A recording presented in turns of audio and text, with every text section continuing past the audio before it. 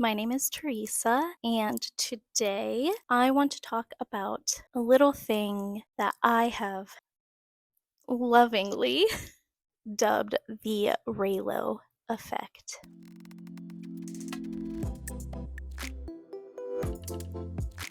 Now, I came across the Reylo effect a few years back now. It is something that came across my radar back when a little small romance book called The Love Hypothesis was published. Now, it was quickly known about the Love Hypothesis that it was inspired by a Reylo fanfic. In fact, if you know what Reylo is and you just look at the cover, it's undeniable. That man is Adam Driver and that woman is Daisy Ridley. I had a very different relationship with Star Wars back when the Love Hypothesis came out. I was bitter and I had a lot of negative feelings about both the ship Reylo and also the character Kylo Ren. I thought my girl Rey could do so much better, and I was like, how can people do this? How can people see this relationship as anything desirable? But through this journey, I have come to the realization through a lot of self reflection that I am a hypocrite. And I get it. I get why people ship these two characters. In fact, you may notice behind me, I have some Star Wars books. Let me see if I can have them focus on that instead. So I have some of these. I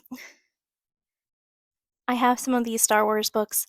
Dark Disciple and Lost Stars are two of the Star Wars books that I bought because I wanted a little bit of romance in Star Wars, and I really wanted to read that type of content. And both of these are books that are enemies to lovers, basically. And they both had their issues. I definitely like Dark Disciple more than I liked Lost Stars, but like enemies to lovers is something that I very much like. So I don't know why I didn't like Reylo. Anyways, you may be thinking, what the heck is Reylo? Like, what am I talking about? I won't be presumptuous and say that you've been living under a rock if you don't know what this ship is. Not everyone knows about Star Wars and Star Wars lore. Honestly, I wish I didn't know as much as I do, and I still feel like I know nothing. But Reylo is a pairing of two characters from the sequel trilogy, Rey and Kylo Ren, otherwise known, spoiler, as Ben Solo, Leia and Han's son. So I want to start this series of videos off with a video that basically explains Reylo, the two characters, and why the ship is so appealing to people. What is the draw of these two characters? So let's just dive into it. First, we have Rey, who is the main protagonist of the series. She is devilishly smart and quick as a whip. She is confident in her abilities to a point. When we first meet her, she is a scrappy orphan who knows how to survive. And she has a certain intuition about her, and we follow her as she embarks on this hero's journey. Now, the hero's journey is also known as a monomyth, and it is this literary form of storytelling that we can use to simplify the story into a fairly linear path. The story being all three of the films put together. If we look at it very closely, we'll notice that there are some inconsistencies, but that is a greater conversation about Disney and the execution of these films. which I have figured out is the core of my dislike for specific characters, and just we can't get into it right now, okay? So it's a linear path where we follow the hero of the story as they go on this journey where they face obstacles, become changed by the experience in some way, and then they return to a place of origin, a different person. There's this helpful graphic that I have replicated that kind of goes over everything. And going through Rey's hero's journey, her call to action is when she meets BB 8. I am going off of memory here, so please forgive me if I slightly misconstrue some of these things because it has been a very long time since I have seen these films. So BB 8 has information about the whereabouts of Luke Skywalker, and the First Order is searching for that information.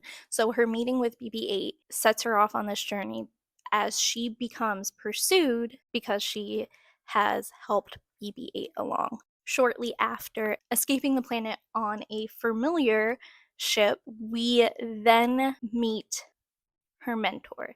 She is now with BB 8 and Finn, who is a stormtrooper. He overcomes the programming that he has been drilled into him. He's a very interesting character who was not explored enough in these films. Anyways, so they're off on the Millennium Falcon, and shortly after they leave, they meet Rey's mentor, who is Han Solo in this movie. Han Solo is the first of 3 characters who kind of take on this parental mentor figure for Rey, with the other 2 being Luke Skywalker and Leia, who all teach her certain things about herself. This is also where we meet Rey's helpers in Finn and BB 8, and to some extent Chewbacca, but he's really there with Han Solo. So we then accompany Rey through the films, going through a number of trials. In the first film alone, she is captured by the big bad evil guy, Kylo Ren, and this scene where she is tortured is kind of where I was like, yeah, I don't get it. I've come around. I see other parts of that scene that have value, that establish a connection between them. But, anyways, we'll get into their connection later. Spoiler alert, Han Solo dies at the end of this movie. A failure of the first attempt of the good guys trying to turn Kylo Ren to the light side. And honestly, that scene between Han and Ben is probably one of my favorite scenes. The scene composition with the light of the bluish white light for the good side and the red light, and then when the transition to the red, when that moment happens, I really liked it. It seems very simple, but I thought it was a very effective storytelling with other elements besides like dialogue. In that same movie, it ends with her fighting Kylo Ren, which is another trial for her. She then journeys to where Luke is at the end of the film, and she is trying to recruit him for the Resistance, and also she goes through her own trials while on that planet with the help of a very reluctant Luke.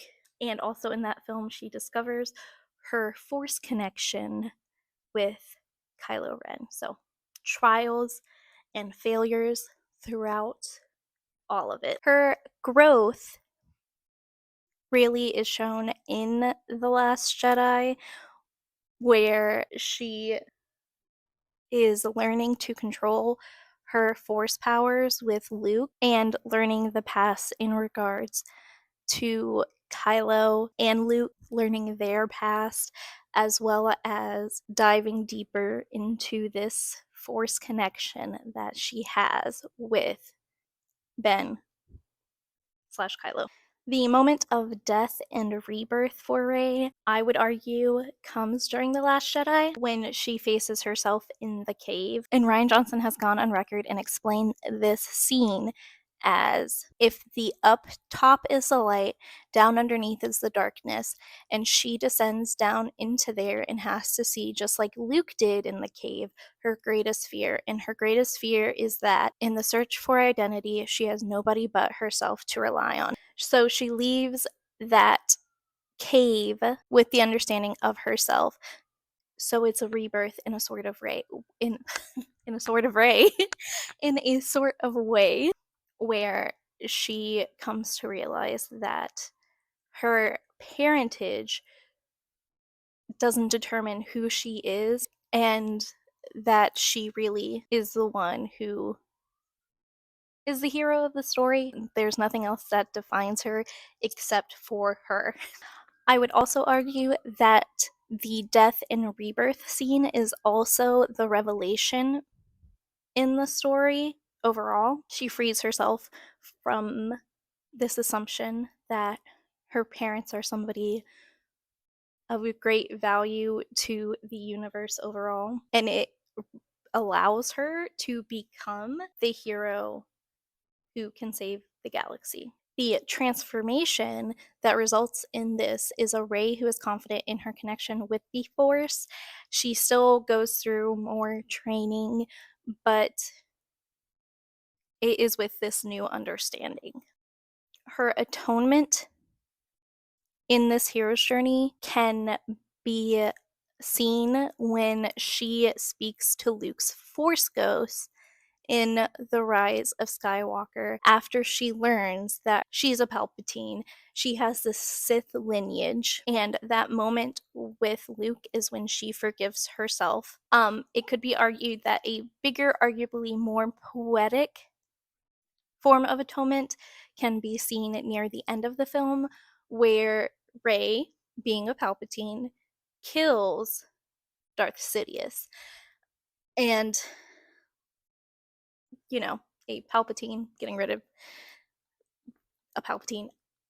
I just think that that was actually pretty good, I guess, with the kind of jumbled story that they were trying to tell. During the same sequence of scenes where she speaks to Luke's Force Ghost, she is also gifted Leia's lightsaber. And she goes on to beat Palpatine with both Luke and Leia's sabers, heirlooms from the family that she eventually claims as her own. Rey doesn't return to the planet where our story begins, Jakku.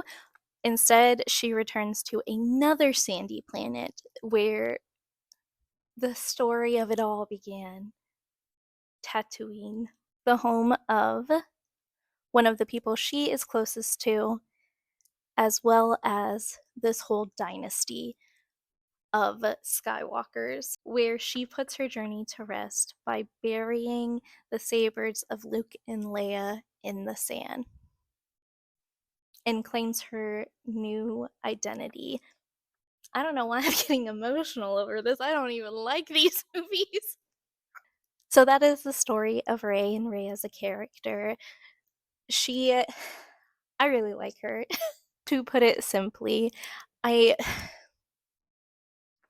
much like a lot of the characters in the sequels, I think they were trying to do too much and they ended up not doing enough. But I really like Rey as a character. And a lot of it, well, I wouldn't say a lot, a very vocal portion of the Star Wars fandom hates Rey. They call her a Mary Sue when her origins completely make sense with what she is able to do. Any criticisms that she is a Mary Sue is misplaced, and it is 100% just misogyny. Anakin and Luke, who were chosen ones, who had these innate abilities, who also, well, Anakin, who was able to fucking Crafty McCraft, fucking C3PO, he doesn't receive any of that criticism. He is beloved in the fandom. And I think criticism of Rey is just misogyny, and that is also probably why I love her so fiercely. Next, we have Kylo Ren slash Ben Solo, who is a stark contrast to Rey. He starts as a mysterious figure who is quickly unmasked, which and I still don't remember when he unmasks. I think it is when he meets Rey. Anyways, he's unmasked to reveal a young man who is filled with hate and has just a ton of daddy issues and grand daddy issues. He is reserved in a way. He's petulant and conflicted. He wants to be like Darth Vader, surpass him, in fact, which kind of makes me worried what stories Han, Leia, and Luke told him of Darth Vader, where they didn't emphasize the redemption part of his story. Or, it makes me worried about Kylo Ren's comprehension skills. Anyways, his character arc is one of redemption. And I made another replication to serve as a helpful visual. So redemption arcs typically work as follows. You make a character that is unlikable, but not too unlikable. I would argue that Kylo Ren is a tad too unlikable for some people's taste. I would say my taste, but no. I think his biggest flaw is that I find his motivation to rule a little bit lacking. I don't know, just being better than your grandfather is not super compelling to me. I wrote that he only really has going for him is that he's an attractive white man, which I mean that gets plenty of people very far. So the character must then have a poignant turning point. And I feel like viewers are edged a couple of times when it comes to Kylo Ren's turning point. There's the tiny chance that he might turn in The Force Awakens, as we have discussed earlier, when he ends up killing his father, Han Solo. When we're truly thinking that, oh, maybe he is going to turn and be a good guy, is in The Last Jedi when him and Rey team up and take down Snoke. The second and true turning point is when he speaks to his father's Force ghost in The Rise of Skywalker. Lastly, the redemption must match the sin committed, and Kylo Ren has many sins. He's tortured people, he's killed people without just cause, but his sacrifice and him sacrificing himself to bring back balance to the universe is a worthy cause, and I think is actually a very nice way to end this story in a way. The story that is told. Looking at his redemption arc overall, it is grand and romantic. I love when villains ask their love interest to rule beside them. I live for that. I love interesting father and son dynamics, so I get the appeal. I did note that personally there were too many things that irked me with the films overall that didn't really allow me to buy into the redemption arc fully, but I kind of get it now. And that is Kylo Ren's character. Moving on to the ship dynamic between the two. Reylo, in simple trope terms, is grumpy sunshine mixed with enemies to lovers. Enemies to lovers is pretty self-explanatory, and their dynamic definitely falls within the parameters of that trope. Grumpy sunshine is a trope where two people of opposite personalities meet. One of them is positive and upbeat, while the other is a pessimistic, grumpy person. But they learn to love each other. I don't personally find Rey to fit into this dynamic because she is not really outwardly positive or upbeat. I think she's pretty like realistic about the situation, and a huge part of her story is how unsure of herself she is because of the unknown of her identity and her worry of how this unknown parentage defines her. She is determined in what she does and confident in many other aspects, but I would not define her as sunshine. I also wouldn't define Kylo Ren as grumpy. I think that is just too small of a word for the emotions that that man displays and feels. They are foils to each other for sure. Their traits and lives are meant to contrast. I do think that they are two sides of the same coin. The appeal of this ship can be boiled down to opposites attract. There are other factors that fans can ascribe to their dynamic, such as the very apparent I can fix him quality that can be seen between the two, but I do get the appeal. And that is really the ship and the two characters within that ship. In the next video, I will be attempting to dive into the Reylo fandom to really get what they are about. And then I will go on to read 3 fanfictions and their published counterparts and compare and contrast the two. And at the end of this 6-part series, I hope to have some insights into not only Reylo, but also fan fiction and how it is currently affecting the publishing world, and maybe determine whether or not it's a good or bad thing, maybe just provide some insight into it. Maybe I won't know how I feel at the end of it, but we'll see. Definitely, this has been fun so far, diving into this ship and bringing back some old feelings and reassessing them and growing as a person. Thank you for watching, and I will see you in part 2.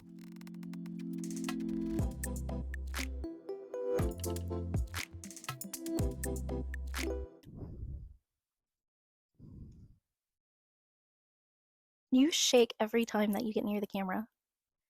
It's not gonna hurt you, Bubby. Go past it. Go past it.